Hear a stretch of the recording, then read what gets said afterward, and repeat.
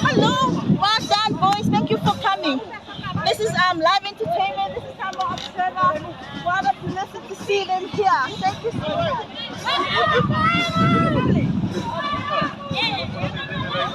No?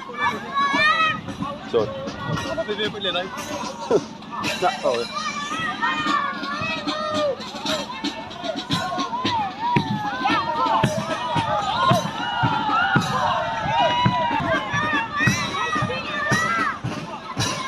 Malo.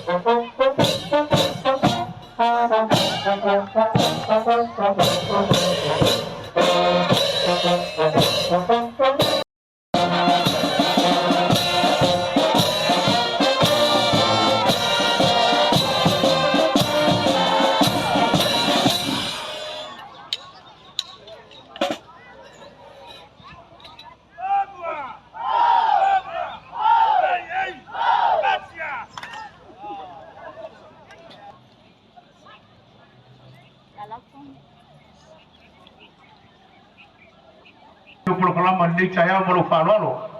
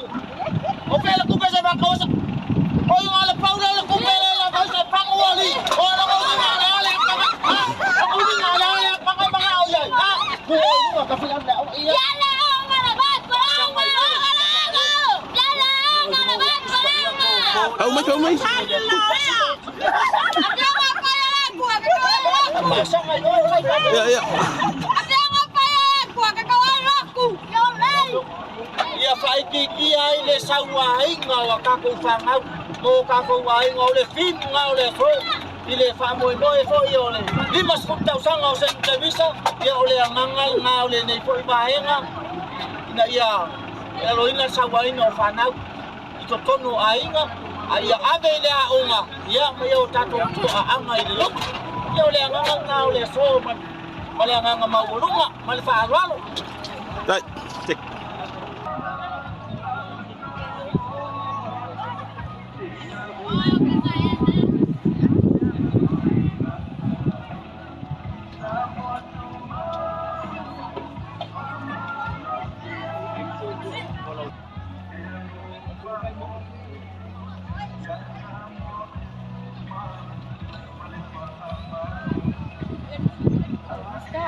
Tick. Oh.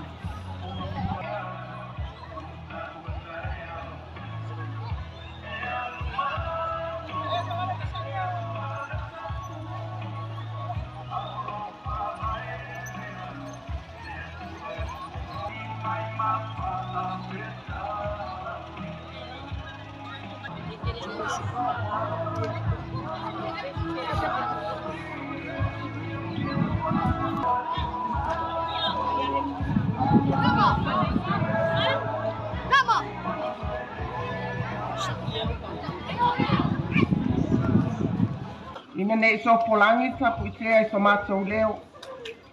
Ai se ia whina lape o upu. I sala le ngangana, I whaingatā. Ua malu maunu le whangatia. Ma ua sau fia lele ai nei le manu Samoa a fusia. Awa ua mawalunga ma mamalu le lau mua nei. A fio lau a fionga I taitai o le sauninga. Lau a fionga pātele pātolo mātiasi. Ma mamalu le awotu taulanga. A fionga I tamai taisa. Ali I felela ma le au no fogoto. Si a kono ma faletua. Whapea lupe whaalele o le sala lelei mai so o se whata whai taulanga. Ua tātou whata sinei. A fio lawa fionga I taitai o le atunu. Lawa fionga I tamai tai palemia. Lawa fionga I sao whaapito. Lawa fionga fia mea Naomi mata afa whamuina mulinu u le lua. mai tai palemia na wa fionga na safa pito ke me Naomi nam taafa mulinu le lua ya wana usaunoanga fa pitoa a wale fa moi le so amene to mai stato pati Ya patele patolo matiasi. Le awos taulanga ma tamai taisa o tātou mafuta I le nei whamoe. Ia le fionga ia patele ni kaele Tuli mabave, whaatonu o onga Katoliko. Ia, le sama i Taisa, Maria Immaculata vui te vanga, o le pule o le aonga o le tātou launua. Le vasenga o whai aonga, o tama mateine o le laumua, whanau aonga, a inga mawō mamae o le laumua. Ia, le mamalu o le au wala aulia, ali ia ma te maitai. O le au le to e asa ina le mau filifili o le mau sa, i le paia o Samoa o poto. O paia ma whai ngā o ni tae au ma le aso. Ia o le a ta oto atu i whale upolu o tō whinga wale lato whatu ai na tausi lea. Ai o tutula i atu ma le whaaloalo, e whaisi na uki, e tusa ma le whaamoe wa tofa, mo le lau mua le ngata Telesia i Lepea. Ua tātou kisita whai i luni tae au, e Faamanatu le 5 tausaga o lenei laumua. Talu ona whaavae mai le ase i se lau situtasi. O se laasaga taualoa ma le tāua lenei, ina ua tātou moli mauina whaatasi i lenei vai tau o le soifua. O sina vainga ma le soe tepa i lona amatanga. O le laumua Sagato Telesia na whawaina i Lepea nei e te mai Taisa misionare o Matalena Vito. O le itua inga o Maria i Nazareta i Samoa. Sa langolango sua i ai i a Patele Uto o se osi taulanga i le itua inga o Malisi i Lepea. Mai o te paife au falani i le nā vai taimi. O le whare aonga sa fausia, e le au whaipese sa uina o le FCO i aso ia i Lepea. O i la tau ia sa fawina, ma amateina ngā guenga, e ala i le potu aonga mua, sa o uina i le whanau, i le afi i te lau fitu tasi.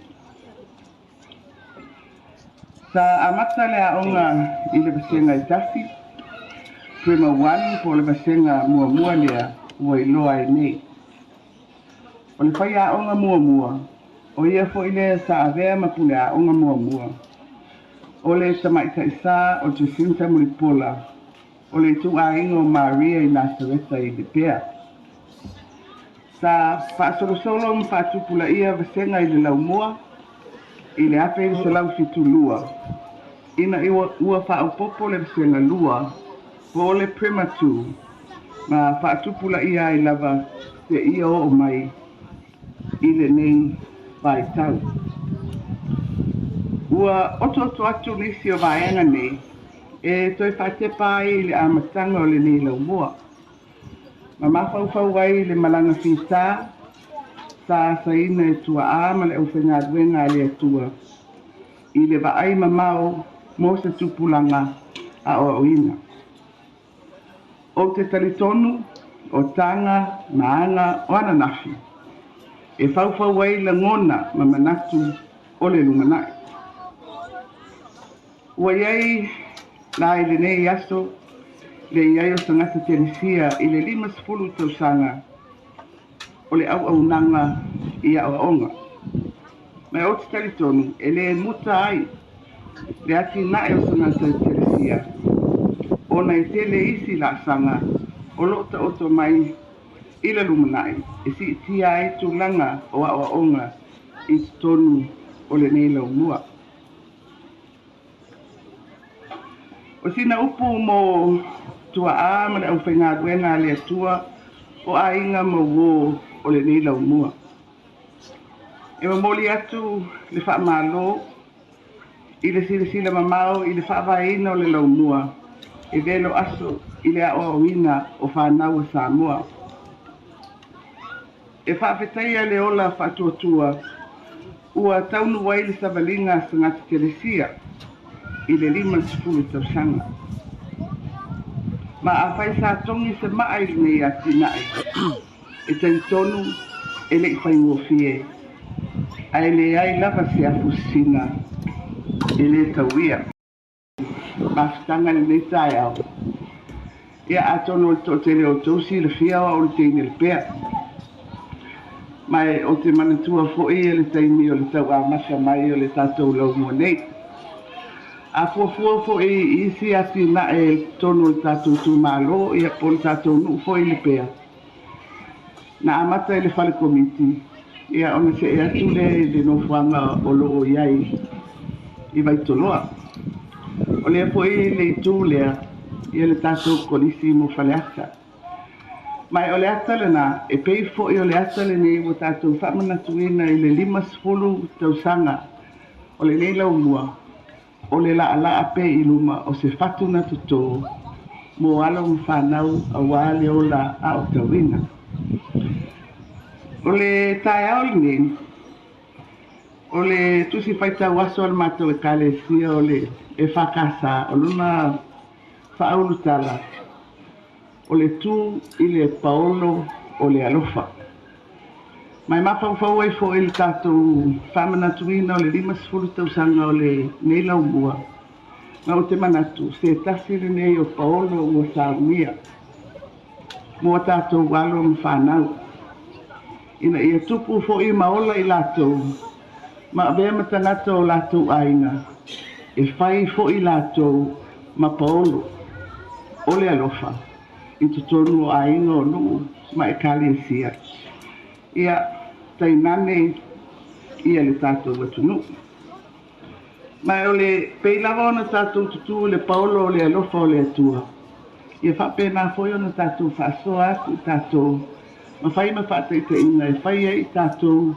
ma paolo mo tatou uso a tagata i so se itu o le soifuaga mai o le itu lea o te toe faamalo atu ai ma faafetaia o e na faataʻinuaina ma faauauina ia lenei a tautua tāua mo le atunuu ai maise ia tatou fanau le ua pine ia le laasaga o le 50 tausaga o le faiga malaga mai o le tatalo o le a faapea ona faaauauina le aga lelei o le atua ma faapena ona faaauau ai lenei galuega matagofie e silafia fo'i a le tatou aufia fesoasoani a le tatou mālō mo aʻoaʻoga mai i le faiga mālō fou ua tulaʻi mai e faapena fo'i ona ave le faamuamua mo a tatou aʻoaʻoga ai maise le faasoa atu i le 5 faatasi o aʻoga a le mālō ma aʻoga a le ekalesia ina ia faamautinoa le ola a'o tauina o tatou fanau o le lumanaʻi lea o le tatou atunuu ia faiʻu atu ai ia sa matou faamatalaga e momoli atu ai le faafetai le auafioga i le tamaʻitaʻipule a faapea le tatou aiga i le laumua nei faafetai mo le valaaulia tatou te au ai faatasi e faailogaina ia le 50 tausaga o le laumua ma ia alofa le atua ma faatumauina pea le matagofie o loutou galuega ma ia faatamao aiga ina pea outou aao e faaauauina ai soifua amene koe tufatasi o au tatou pati e wana le tulaga pena ia i le saunoaga manino ia ma le saunoaga matagofie lea ua aloia ai tulaga pena ia i le tatou faamoemoe i le so sau Setemi ia ona maua leo se matupalapala auā tulaga pena ia i lou afio mai tali valaau le faatala ula ia ua le faamoemoe o le tatou laumua nei sagati sia iesu tamemea a le temi lenei ou te valaau atu ia i stasi fo'i o toe iutaia e afioga ia Sister Camiles e tui ia tamatimu ia ua lana saunoaga aloia saunoaga autū ia mo le iupili aulo o le tatou laumua nei ma le tatou faamoemoe i le so lau afioga Sister mau faatasi ma lana afio ia i latou ua maliliu faapea fo'i le mamalu o matua faafetai i lo outou lagolago sua i lenei galuega fitā faamālo le osa'i ma le faapalapale ma le finagalo malamalama mo i latou uma ua sa o aoina i lenei laumua ia pupui malu pea o tō uma ia oro a awa lofa o le atua. Ai me se ai le whautua tatalo lo tātou tina pa ia Maria. Kapea sanga tangata Telesia sulfanga tatua onga. I sanga Faamanatuina le atua ia te utou ma o tō ainga o te whatutu mea o tō isea o no lo tō walofa fuai. E mamori te whaatai tele ma le whaamalo i nisi o uso mai le tū malo tonga ma fiti tāsio swani malo si le tau mwhainga o nanga tā whea ngai ma le tū ainga tono pule anga. Le fionga ia sista tenis mai le motu o rotuma tanga lui. Malo si nei Samoa ma ua whailangi fō launga. Ia, o loo langa maulama i le pia nei. I le whangalo ina fōi mātou uso mai toke lau, tā ngālu due malo si le tūta wao o ngai te tono tatu pule anga. E whionga ia sita Juliana Perez, sita Dominic Savio, o le whionga ia sita Karameri la halu.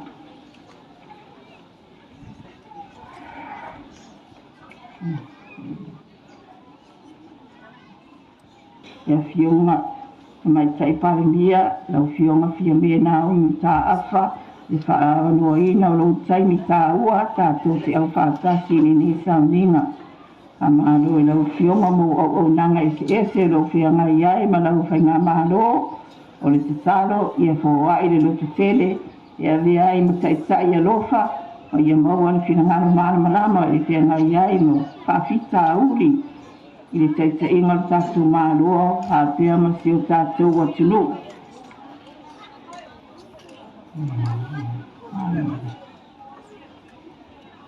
Ia, Faamanatuina fo ile atua i seo mātou ainga nei, ia fo ai pea le loto tele, e whaawau wai nei au o nanga, mo alon whanau o seo tātou atunu.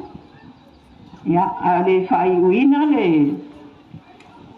nei tara noanga, e ai se vaenga tā ua lawa e fia whailo atu, i le mamalo mātua, i so te tasi o loo, nei sauninga.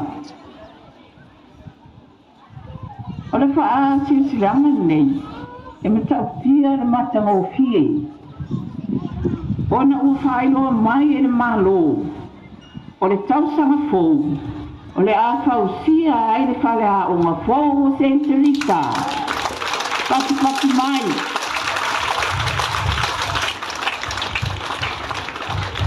O le mea rofa lea le atua mo St. Telesia. I le taimi nei ua Faamanatuina ai le iuperi aulo. O le mea rofa lea le atua mo tātou. Ona o le nei, i le anu o ise tupe le tātou wa onga li fausia ina le whale a onga. Ai si la fia le atua le motiva o le nei a onga. Lea la, e tere Tausaga sa tau mawhai ai le Tausaga whaaftai tere le awhionga le tumaitai pāmia ma le whainga mālo le nei mea alofa tā ua ia whaaftai fo i le awhionga ia tuila epa ma le whainga mālo i taimi sa tau mawhai e le nei Tausaga. O le alango sila fia le atua le tātou waso mana ia ma le fia. Ia lea o sau tonu ia le whaasisilanga lea le a whai le Tausaga fōu e tato wa ma a onga whare a onga fōu. Ma o le whare a onga lea e whai e lea tunu o saina. Ia whaasai e fōi tato tua ngane mo tamā mo tō whaafine e saina mo uso. Ia mo la tō fōi sto soani. A wā le taimina ansiasi mua bua mai ai St. Telesia. Ia pei mo te i le vai mai, i le ai e leo sea o ngā mālo, ia o ngā le Telesia, ia na whai mai lawa le saunoanga se tasiori i na sau wai. No government school, no bills. A whai e leo se government school, e le whausia le a onga, ia na whai a te ai le fisili, ia lau susunga, o ta maiti nei, e le mi ta maiti mai nisi atunu. O ta maiti, o ta ngata anu o Samoa. ia lea la ua tatou o tō whaafonga tatou whaalongo I lea tala fia whaataitele le usionga te mai tai pale mia mare malo ia e tusai mo lea ngā ruenga tau whai ai ia lea ua tau nuk manuia ia whaataitele lava ia ma ole ia whamanuia lea tua ia te o tō uma ia fua ia lea tua le malo si mare lo tele tātou te Alilue whaatasi ai a wale whanau ia ale whaumaina ia se o tu whaatu sinela I titi ana tupu ia whamtala ai le whaasisilanga le EPC na amai e whaasilasila e pere paua le tau le lua I le awauli o le aso lea whapela lona whapalanginga mai le EPC power will be interrupted at 2 p.m. today. We apologize in any inconvenience. Ole upu muli le ngao le inconvenience. We apologize. Fai kau roa la kama fasala lau lele me. Power will be interrupted at 2 p.m. today. I'm sorry and we apologize if any inconvenience pulea I CEO ole la kapia Samoa. Missia man inconvenience asau any inconvenience pepulea. Ameleto mestato pat. Katon wa belan fala. E lua sol fa moile nei ole so mane aso atayau. Ana tato se tasi nei o mai ngataua.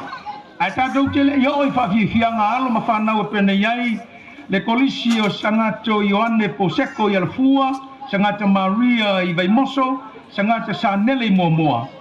Ya, ole a tato se atu, oni nai me alofa, a lava tulanga pene yai. Ya, nai a tato malofa nalungia. Ya, ni imeane ua vave se teime vetu muli ono ni tuto no o le tato malo a ua fatea tulanga pene yai le vaenga lea. So, na ua fionga fia me na omi mtafamu nu le lua, fa kaitele lava. Fa tailo talia lo ia o le fatala ula le ngata le laumua ia fionga te mai taisa o tama mateni tuai, o alo mafanau, ma le komiti, ya, ua fapenao na tuwa I lava nisi o vaenga lo fapenao na iai le whainga malo mga ruenga awa e fio mai ono le tali whaaliali e ala I le tātou wha moe le so o le mealofa lea ea a le laumua te ine matamatuai awa lava tūlanga pena iai ea lau fio mai ea o le hemparanga o iai manisi o vaenga malau te tusi ea mai se lea wata pena fo I le taitai ia watu langa pena iai ia le wha moe o lau fionga I le so pa tele ia iai le poto mane ata mai iai le file mu ia ma le vona tauli maina le tātou polisi nei o le tātou aonga nei ia le mea lofa mai lava I lana tanga e tasi la fetala ma le fausiaina o le aonga fou o St. Teresa I le Tausaga fou ia o le tūlanga rena piona iai nei tai awha te tere lava ia maua pea utu pupuina le atua lau loto le file mu aia le tainga o le tātou tunu laua fionga Sister Camilla's tamatimu ia e le tua laloa ia tūlanga pena iai o oe le tua iutaia a tai le saunoanga manino sa au ili ai ma au tala tūlanga pena iai le wha moe le so mai le amatanga se o mai le so ia ole balofa pa tawa le nei le tātou wa mo oe ia I nei tai au na me le mese tātou pati pa kei tene lava I tama matene tuai le laumua ia mese whapitonga matua ia walava tūlanga pena iai ia le meanofa wa tāpena msaunia maua le meanofa ia mo oe la ua fionga ia I le nei foi teime le tai au wha kei tene lava I le whaingo fie le pito la au pa pe foi la ua fionga le wharitua pa lepa mulipola ia pa kei tele lava foi ia na o se mealofa whatau waa a walava tūlanga pena ia I le wha moe ia walava tūlanga pena I lesio vaenga o le tātou pulokalama ai au te mana umatu a wale tātou whafifianga mua ia i le so mai ai ma sanga kolisi sanga to Maria i vai moso ia mai se le kolisi sanga to sanele mai momoa ona fai ulea i le siva le tausanga fau lua o ia mo le so malona fa moe ia